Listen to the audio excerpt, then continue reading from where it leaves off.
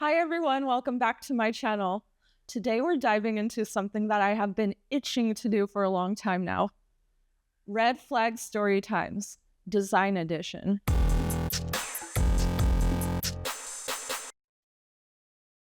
Now, before we start, quick disclaimer, all these stories were shared with me anonymously.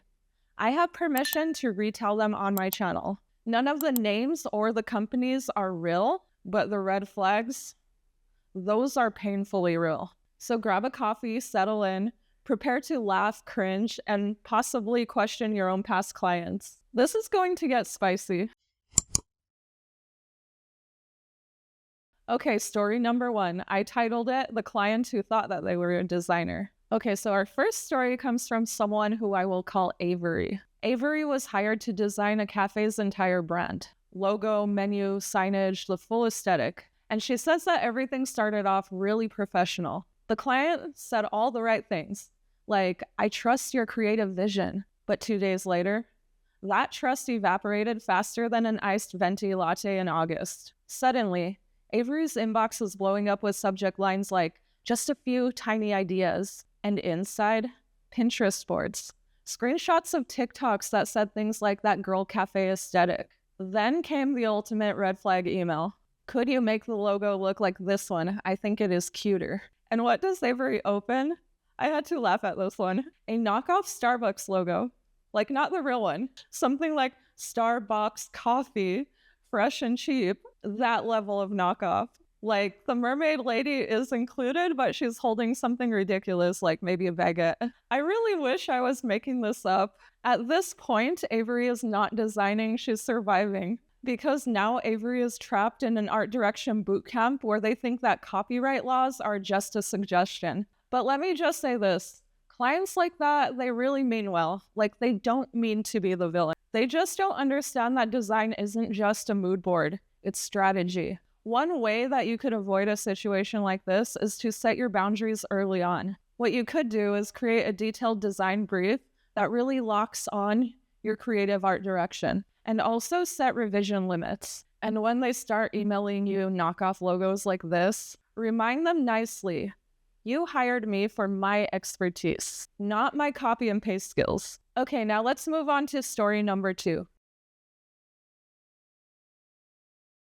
I titled this one, The Coworker Who Claimed Credit for Everything. Okay, so next up, we'll call him Jordan. Jordan was part of a small in-house design team. One of those creative family environments. You know the kind, like open concept office, sticky notes everywhere, way too many plans. We've all seen it. Enter Emma. Emma had the special talent for presenting Jordan's ideas before he could. Jordan would brainstorm, save drafts to the team drive, and the next thing you know, Emma is presenting Jordan's concept at the next meeting. Like she just had like this creative epiphany in the shower. And you know what? Sometimes she didn't even change anything. She would just drag Jordan's files sometimes into her own presentation deck. And then she'd just casually say something like, so I've been thinking, maybe we could take the design in this direction. Sure, Emma, your direction. And I have to say, this story, if you guys can't tell, it affected me on a personal level because I've experienced the same exact thing before. But here's the thing, for my situation, my style is so signature. So the higher ups, like they could tell exactly when I designed something and when I didn't. I've had someone try to borrow my work before. And the big bosses upstairs, they'll be like, wait, isn't this Candice's? And me, I'll just be there sitting pretty. And when that happens, I'm just like, it sure is. Anyway, back to the story. Jordan, he tried to be the bigger person. He pulled her aside and said something along the lines like, hey, I realized there's been some overlap between my ideas and your ideas. And Emma hits him with the line of the century. Oh, I thought that we were all sharing ideas. You know, team spirit. Yeah, okay, sure. And stealing someone's lunch from the office fridge is just community dining, right? Here's my advice for this one. Document everything. Keep timestamps, version history.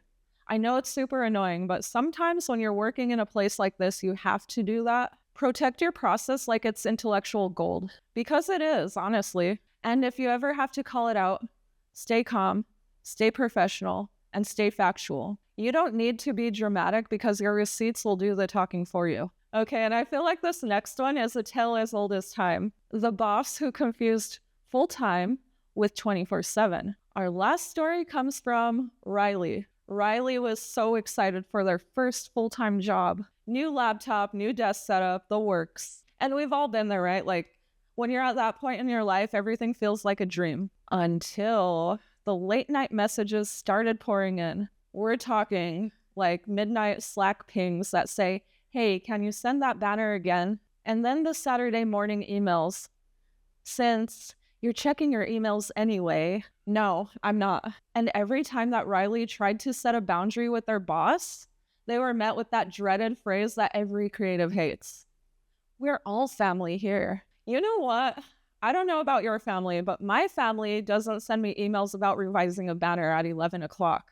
And I mean, seriously, do these people not have a life? Like, it's perfectly fine to go watch a movie or go touch grass. Eat something that is not made in the break room. Here's my real talk on this. Some employers love to weaponize passion. They will frame overwork with dedication and guilt you into thinking that exhaustion is ambition. But listen, take it from me. Burnout, it is not a badge of honor. If in your workplace you feel constantly on edge and you can't open your laptop without dreading it, it's not you, it's the work culture. And I promise you, you have every right to protect your own peace. Set communication boundaries. Mute your notifications after hours. And if someone calls you uncommitted for doing so, just remember the only reason that they're mad is because they can't control you. Okay, guys, so what did we learn today? Red flags in design don't always come screaming.